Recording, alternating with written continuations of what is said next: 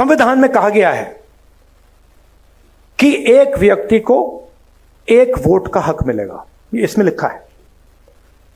और हिंदुस्तान का हर व्यक्ति एक जैसा है, कोई बड़ा नहीं है, कोई छोटा नहीं है, सबको वही हक मिलना चाहिए, कहा गया है। आप हिंदुस्तान की कोई भी संस्था देख लीजिए जो कॉन्स्टिट्यूशन को चलाती हैं, इस कॉन्स्टिट्यूशन की रक्षा कौन सी संस्था करती है बताइए? मीडिया करती है इसका? मीडिया को करना चाहिए? करती है? नहीं। इलेक्शन कमीशन इसकी रक्षा करता है? नहीं करता है। जो CBI, ED, income tax department के लोग हैं वो इसकी रक्षा करते हैं? नहीं। ब्यूरोक्रेसी के लोग इसकी रक्षा करते हैं? नहीं। क्यों? क्योंकि ये सारी की सारी संस्थाओं को बीजेपी ने कंट्रोल कर दिया है। पूरा देश जानता है कि मीडिया में 90% का कोई नहीं है। पत्रकारों को देखिए, एडिटर्स को देखिए, मालिकों को देखिए, मुझे बता दीजिए कौन सा अखबार है हिंदुस्तान में जिसको दलित, आदिवासी, पिछड़े वर्ग के लोग चला रहे हैं? मुझे बता दीजिए, मान जाऊं मैं, एक नहीं है। तो आपकी आवाज कहां है? कैसे कैसे निकल सकती है आपकी आवाज? आपकी आवाज आपके दिल में है।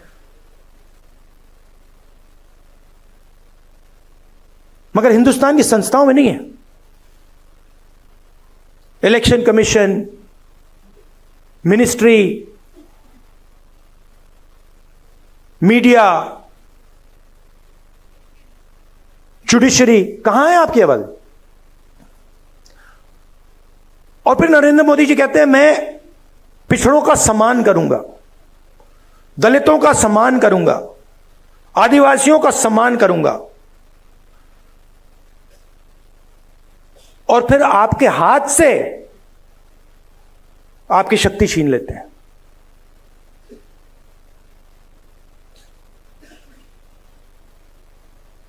सम्मान आपको देते हैं और पावर आपसे छीनते हैं। सम्मान आपको देते हैं और आपको हिंदुस्तान की संस्थाओं से बाहर निकाल देते हैं। सम्मान आपको देते हैं और फिर इसको खोखला करने की कोशिश करते हैं। मुझे बहुत अच्छा लगा इस चुनाव में हमने सिर्फ एक काम किया, हमने ये दिखाना शुरू कर दिया। बहुत गहरी बात है ये। हमने सिर्फ ये दिखा के कहा कि भैया हम इसकी रक्षा करेंगे, आप इसको छुओ फिर देखो क्या होता है। और हिंदुस्तान के प्रधानमंत्री ने चुनाव के बाद ये किया। देश ने बता दिया कि आप जो कर रहे हो, जो आक्रमण आप बिरसा मुंडा जी की सोच पर कर रहे हो, गुरु नानक जी की सोच पर कर रहे हो, नारायण गुरु जी की सोच पर कर रहे हो, बसवना की सोच पर कर रहे हो, बुद्ध भगवान, फूले जी, इन सब की सोच पर जो आक्रमण कर रहे हो वो हम आपको करने नहीं देंगे। मगर उनके पास सब कुछ है, सच्चाई है। धन उनके पास, संस्थाएं उनके पास, मीडिया उनके पास, CBI, ED, income tax department. अब आप कहोगे भाई अगर सब कुछ उनके पास तो हमारे पास क्या है? हमारे पास सच्चाई है और हमें कुछ और नहीं चाहिए।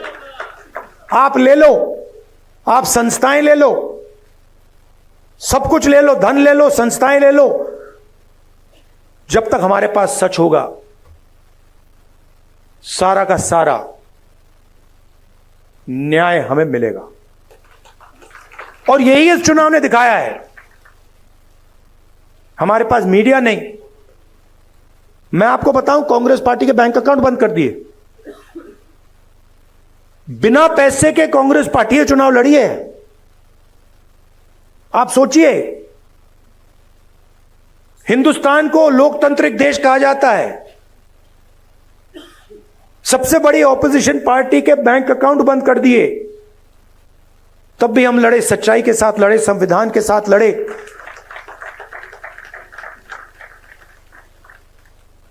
और आजकल मोदी जी मुस्कुराते नहीं हैं।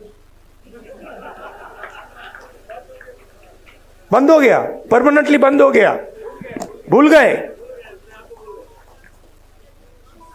तो अब मैंने आपसे यह कहा कि भाई लड़ाई हो रही है, युद्ध हो रहा है, दो विचारधाराओं के बीच युद्ध हो रहा है। अब यह भी बताना पड़ेगा रास्ता क्या है। देखिए, मैंने संस्थाओं की बात की, थोड़ा सा मैं आपको 2-3 आंकड़े देना चाहता हूं। जीएसटी इस देश में कौन देता है? कौन देता है? 90% देता है।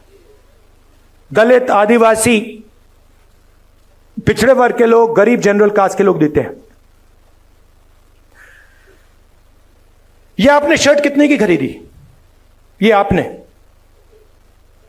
हां आपने, ये कितने की खरीदी? 1,500 रुपए की। इस पे आपने जीएसटी कितनी दी? 18%।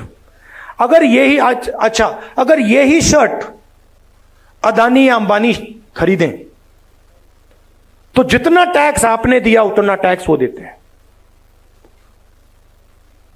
जीएसटी गरीब जनता से लिया जाता है, पिछड़ों से लिया जाता है, दलितों से लिया जाता है, आदिवासियों से लिया जाता है। अगर 100 रुपए आज हिंदुस्तान में, अगर 100 रुपए टैक्स में लिए जाते हैं,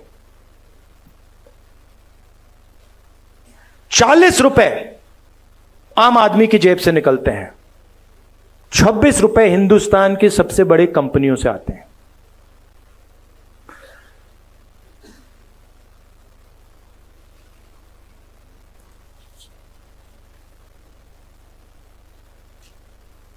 सबसे गरीब लोग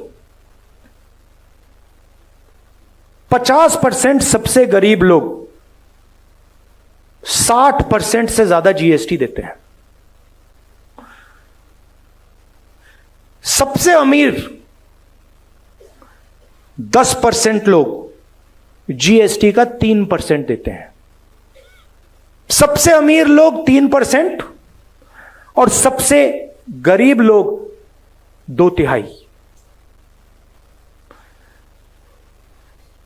सबसे अमीर 1% के पास हिंदुस्तान का 40% धन है। ये जो आपको दिखते हैं 25-30 अरबपति, इनके पास हिंदुस्तान का 40% धन है। और जो सबसे गरीब 50% लोग हैं, इनके पास 3% हिंदुस्तान का धन है। सबसे गरीब 50% के पास 3% धन और 1% के पास 40% धन। और अगर आप सबसे गरीब 50% को की आमदनी जोड़ दें तो उनकी पूरी आमदनी आप मिलाएंगे तो 13% बनती है। तो ये सिर्फ कॉन्स्टिट्यूशन पर आक्रमण नहीं हो रहा है,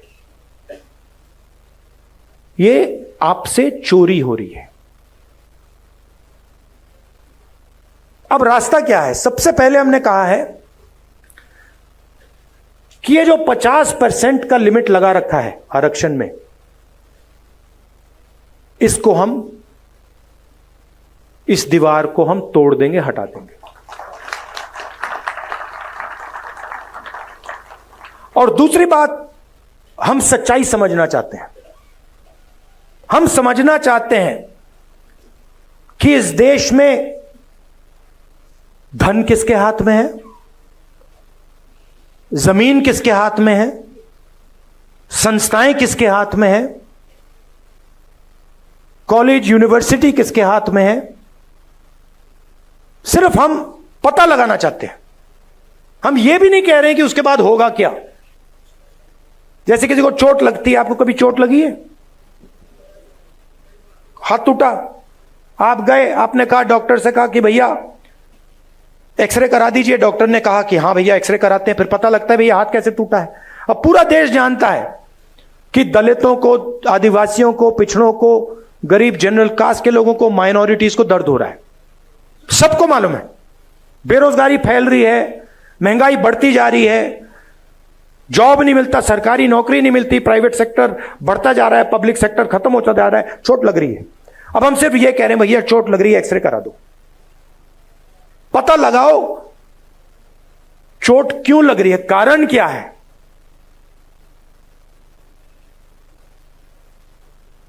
सामाजिक एक्सरे का माध्यम जाति जनगणना है। जाति जनगणना में हम 2-3 चीजें पता लगाना चाहते हैं। सबसे पहले, किस देश में पिछड़े वर्ग के कितने लोग हैं?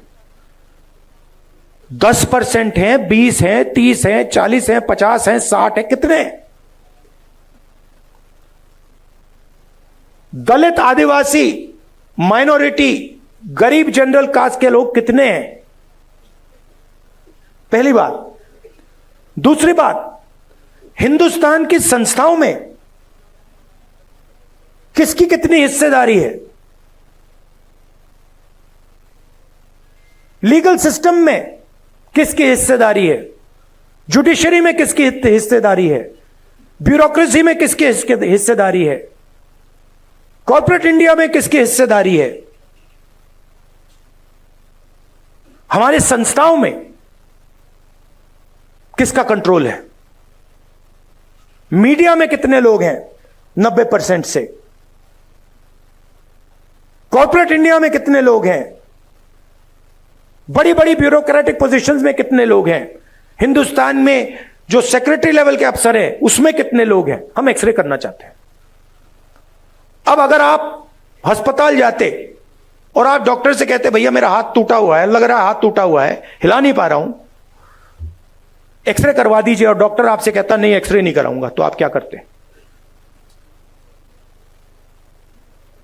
अब जब हम जाति जनगणना की बात कर रहे हैं, हम कह रहे हैं कि भैया एक्सरे कराइए, मोदी जी कहते हैं हम नहीं कराएंगे। कैसे नहीं कराओगे? अगर आप नहीं कराओगे हम कराएंगे। और मैं आपको बता रहा हूं, आप लिख के ले लो, जाति जनगणना को और ये जो 50% का बैरियर है ना, इसको अब कोई शक्ति नहीं रोक सकती है। जो करना है कर लो, जो करना है कर लो, आज नहीं तो कल। जो करना है कर लो, आज नहीं तो कल। जाति जनगणना, इंस्टीट्यूशनल सर्वे, 50% की जो दीवार है, ये कार्रवाई होगी ही होगी। मैं बता रहा हूं, मैं 20 साल के बाद राजनीति को समझता हूं।